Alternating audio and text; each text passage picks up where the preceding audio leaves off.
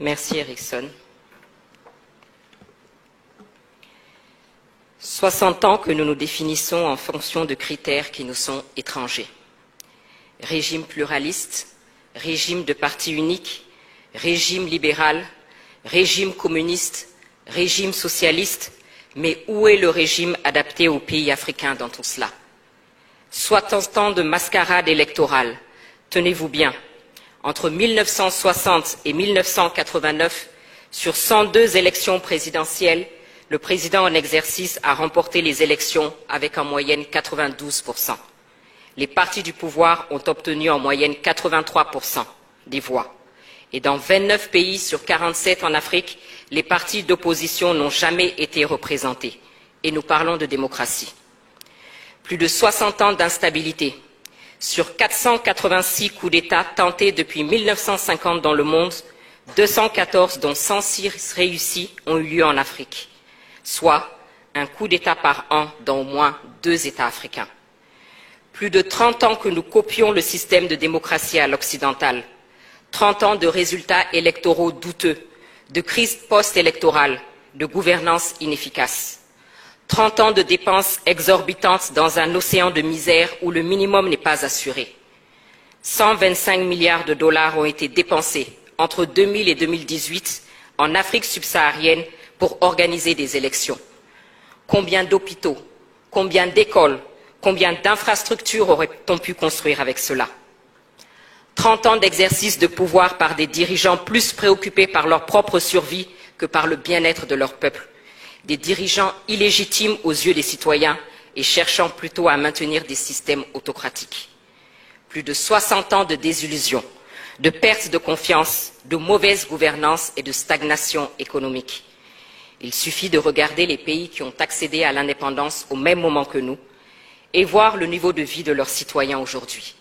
Singapour, la Corée du Sud par exemple.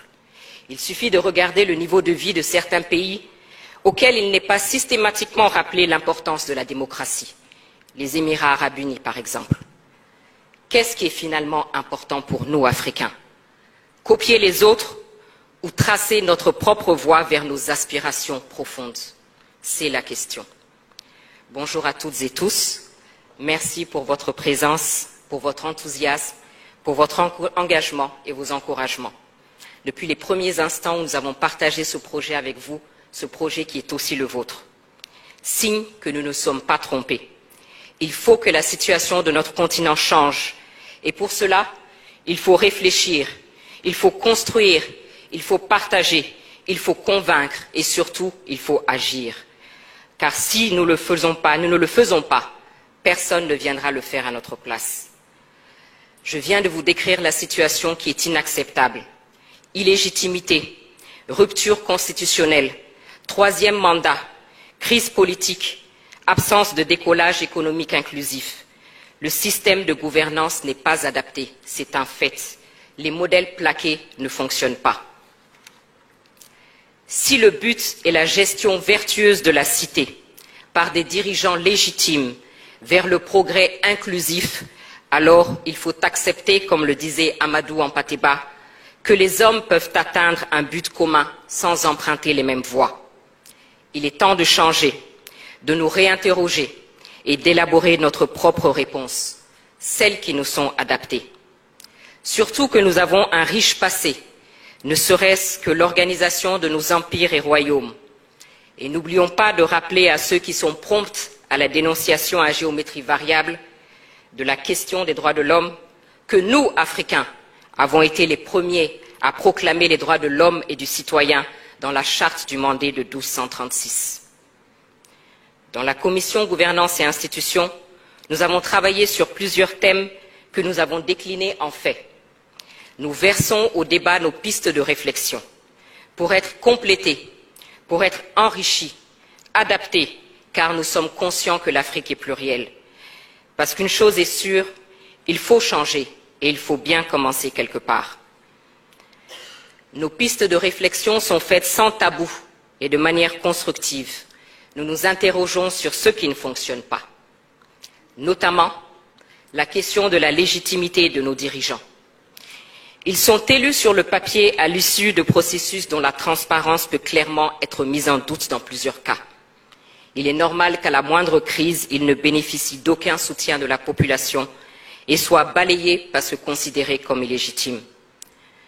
D'autant plus que dans plusieurs États africains, nous avons des monarques qui règnent sans contre-pouvoir, sinon sur le papier, et ne rendent pas compte. Le débat sur la limitation des mandats qui nous a été imposé est une autre piste de réflexion. Est-il adapté à notre situation actuelle, nous, Africains? Chaque 5 ans, chaque 7 ans, ce sont des violences électorales, des coups d'État constitutionnels. Est-ce la priorité dans des États en crise comme les nôtres? Et ceux qui nous insufflent cette obligation ne se sont pas gênés pour ignorer superbement cette disposition constitutionnelle lorsque eux-mêmes étaient en crise.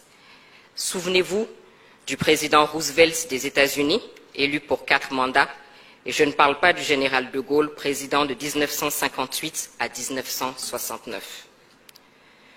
Nous voyons tous la situation de nos États. Pourquoi ne pas dépasser ce débat et se poser les vraies questions qui sont: comment désigner des dirigeants qui gouverneront et travailleront uniquement au service d'une vision partagée? Autrement dit, qu'est-ce qui est important pour nous, Africains? Est-ce que ce n'est pas ce qu'on fait du mandat et non sa durée? Et face à un dirigeant dont le pouvoir dévie, il faut avec responsabilité réfléchir aux mécanismes de destitution, des mécanismes connus de tous et encadrés. Parce qu'actuellement, vous l'aurez constaté, le mode de destitution le plus utilisé est le coup d'État. Les coups d'État, parlons-en. Un proverbe malien dit qu'après une chute, ne t'intéresse pas au lieu de ta chute, mais à ceux qui t'a fait tomber.